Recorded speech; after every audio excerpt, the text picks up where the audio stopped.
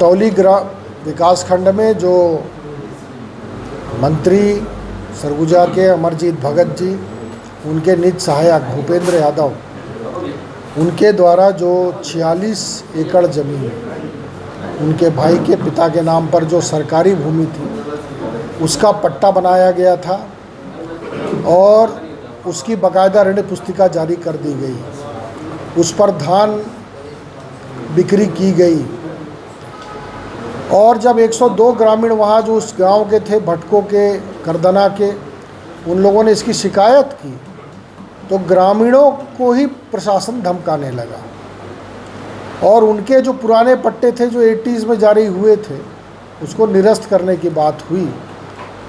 Bharatiya Janata party इस पूरे मामले में ये मानती है कि ये बहुत बड़ा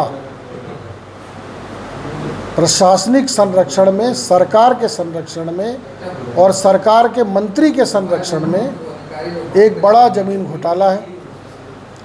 इसकी जांच उच्च स्तर पर की जानी चाहिए और इसमें जो भी संलिप्त हैं, दोषी हैं, इनके खिलाफ सख्त से सख्त कार्रवाई की जानी चाहिए। चूँकि ये प्रकरण गोचर भूमि में भी पट्टा बनाया गया है और फिर उसकी बिक्री भी दूसरे को कर दी गई, ये सब प्रक्रिया इसके अंतर्गत हो चुकी है। जो पट्टा बनाया गया था उसकी ऋण पुस्तिका भी जारी कर दी गई। इसका अर्थ ये है कि ये पूरा सिर्फ पटवारी स्तर का नहीं बल्कि ये पूरे राजस्व विभाग का इन्वॉल्वमेंट इसके अंतर्गत कहीं ना कहीं सिद्ध होता है। और 2 गांव के अतिरिक्त अन्य कई गांव में भी ये जो इस प्रकार से पट्टे बनाए गए हैं सरकारी ज़मीन के सीतापुर विधानसभा अंतर्गत, उसकी विधिवत जांच किया जाना चाहिए। अभी तक जो जांच अधिकारी नियुक्त किए गए हैं वो उनको ही किए हैं जो कहीं ना कहीं इसमें उसी स्तर के लोग हैं जिस स्तर पर ये घोटाला किया गया है। तो इसको मुझे लगता है कि ऊपर स्तर पर इसकी जांच करने की आवश्यकता है। इस पूरे मामले में विधायक अमरजीत भगत और जो मंत्री हैं कैबिनेट के, उनके विभाग में और उनके निज सहायक के ऊपर जो आरोप लगा है उसमें उन्होंने सिर्फ उसको अपने निज सहायक के पद से मुक्त किया है। तो क्या इतने बड़े घोटाले में सिर्फ मुक्त करना ही एक सज़ा बनती है? इस पर भी विचार किया जाना चाहिए। ये भी एक बड़ी कार्रवाई के दायरे में मामला आ रहा है।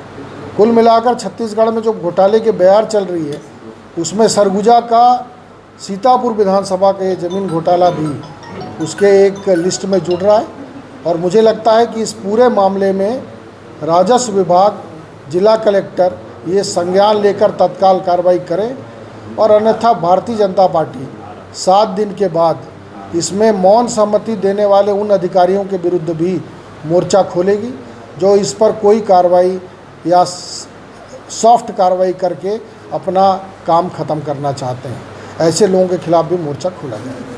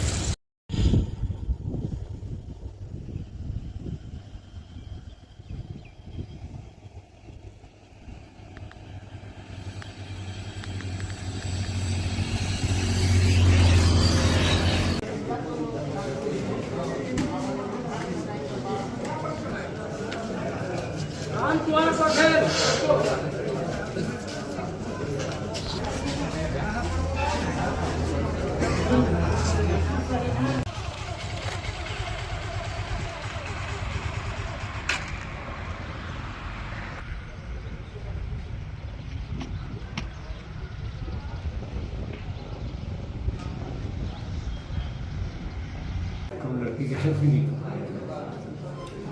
तो जो मेरे समय का है उसको पुलिस से कार्रवाई की है, मदद तहसीलदार पुलिस